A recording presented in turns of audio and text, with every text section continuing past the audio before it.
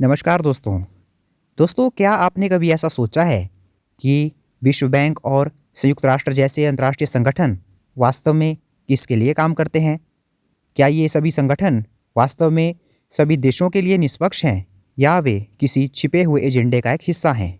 दोस्तों, आज हम इसी प्रश्न का उत्तर जानने का प्रयास करेंगे मार्क्सवादी दृष्टिकोण के अनुसार, जिसमें आज हम पढ़ेंगे कि अंतर्राष्ट्रीय संगठन के प्रति मार्क्सवादी दृष्टिकोण क्या है। तो दोस्तों, शुरू करते हैं आज की वीडियो। दोस्तों, अंतर्राष्ट्रीय संगठनों के प्रति ये जो मार्क्सवादी दृष्टिकोण है, ये कुछ अवधारणाओं पर आधारित है और ये अवधारणाएं हैं पूंजीवाद, वर्ग संघर्ष और आर्थिक नियतिवाद। दोस्तों, जैसा कि आप सभी जानते हैं कि मार्क्सवादियों का मानना था कि जो राष्ट्रीय समाज है ये कैसे बना है। ये बना है आर्थिक शक्तियों और पूंजीपति वर्ग और सर्वहारा वर्ग के बीच संघर्ष के कारण।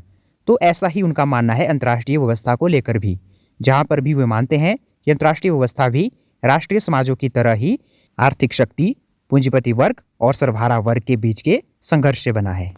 दोस्तों, ये जो मार्क्सवादी दृष्टिकोण है ये मानता है कि जो अंतर्राष्ट्रीय संगठन बने हैं, जिनको हम सोचते हैं कि ये निष्पक्ष हैं, लेकिन ये निष्पक्ष नहीं होते हैं, बल्कि ये जो संगठन होते हैं ये पूंजीपति राज्य हैं और जो बहुराष्ट्रीय निगम होते हैं उनकी हितों की सेवा करने के उपकरण होते हैं। दोस्तों, हम देख लेते हैं अंतर्राष्ट्रीय संगठन के प्रति मार्क्सवादी दृष्टिकोण के जो मुख्य बिंदु हैं वे क्या क्या हैं।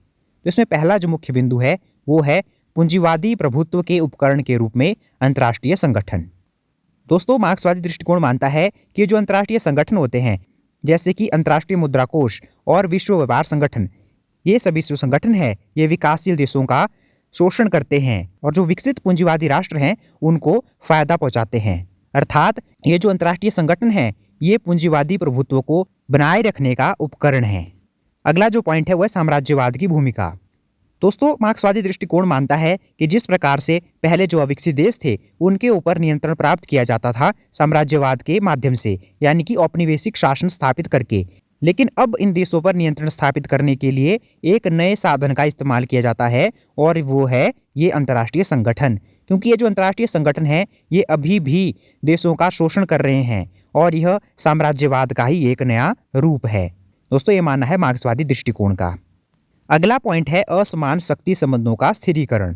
दोस्तों, मार्क्सवादी दृष्टिकोण का मानना है कि ये जो अंतर्राष्ट्रीय संगठन है ये जो विकासशील देश हैं और जो विकसित देश हैं उनके बीच में जो असमान शक्ति संबंध पाए जाते हैं उनको बनाए रखने का एक साधन है।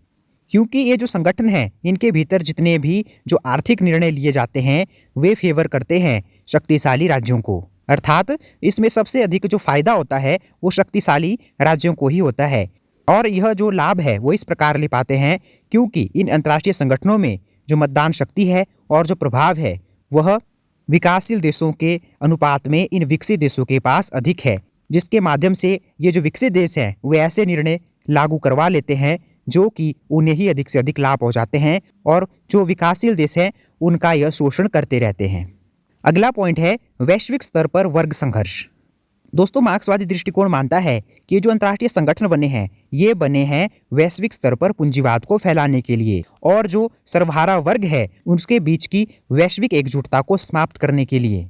अर्थात जो मार्क्सवादी दृष्टिकोण है ये मानता है कि जो अंतर्राष्ट्रीय संबंध है ये वैश्विक पूंजीवादी वर्ग और जो वैश्विक श्रमिक वर्ग है के बीच संघर्ष को बनाए रखने का एक उपकरण है, जिसमें अधिक से अधिक लाभ ये जो पूंजीवादी वर्ग है ये ले लेता है और ये श्रमिक वर्ग का शोषण करता रहता है।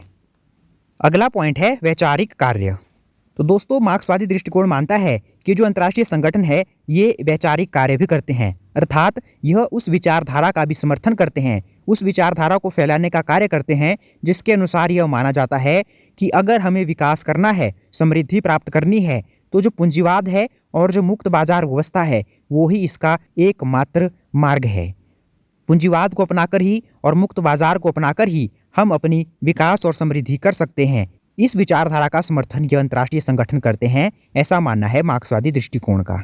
मार्क्सवादी दृष्टिकोण मानता है कि भले ही ये जो अंतर्राष्ट्रीय संगठन है ये अपनी नीतियों को, अपने कार्यों को कितना भी तकनीकी या राजनीतिक बता दें, लेकिन वास्तव में इनके अंतर्निहित वर्ग आधारित हित छुपे हुए होते हैं और वह है वैश्विक पूंजीवादी व्यवस्था की वैधता को बनाए रखना, उसका प्रचार करना। अगला पॉइंट है वास्तविक सुधार की कमी। दोस्तों, मार्क्सवादी दृष्टिकोण मानता है कि ये जो अंतर्राष्ट्रीय संगठनों का निर्माण किया गया है यह जो वास्तविक परिस्थितियां हैं उनको सुधार नहीं सकता। अर्थात ये जो पूंजीपति वर्ग और जो श्रमिक वर्ग के बीच में जो संघर्ष की स्थिति है उसे यह संगठन जो है वो समाप्त नहीं कर सकते। मार्क्सवादी दृष्टिकोण का मानना है कि मौजूदा जो संस्थान है उनमें अगर छोटे छोटे परिवर्तन कर भी दिए जाएं तो भी जो वास्तविक स्थिति है उसमें कोई भी सुधार नहीं होगा, बल्कि ये जो छोटे छोटे परिवर्तन किए जा रहे हैं ये किए जा रहे हैं विरोध को शांत करने के लिए, ताकि जो वैश्विक पूंजीवादी व्यवस्था है उसके प्रति जो विरोध पैदा हो रहा है उसको समाप्त किया जा सके। इसीलिए ही ये छोटे मोटे परिवर्तन कर दिए जाते हैं, लेकिन इससे कोई भी वास्तविक सुधार नहीं देखने को मिलेगा। अर्थात जो श्रमिक वर्गों का शोषण हो रहा है उसमें हमें किसी भी प्रकार का सुधार देखने को नहीं मिल सकता अंतर्राष्ट्रीय संगठनों के द्वारा। यह मानना है मार्क्सवादी दृष्टिकोण का। दोस्तों अब हम इस प्रश्न का निष्कर्ष लिख लेते हैं। दोस्तों कुल मिलाकर हम कह सकते हैं कि जो मार्क्सवादी दृष्टिकोण है यह हमें अंतर्राष्ट्रीय संगठनों को देखने के लिए एक महत्वपूर्ण और एक अलग दृष्टिकोण प्रदान करता है। यह हमारे अंदर एक ऐसा प्रश्न पैदा करता है कि ये जो वैश्विक शासन की बात है या जो अंतर्राष्ट्रीय संगठन है क्या ये वास्तव में किसी लाभ के हैं भी, या केवल यह पूंजीवादी वर्गों का ही लाभ करा रहे हैं और जो विकासशील देश हैं उनका लगातार शोषण करते जा रहे हैं।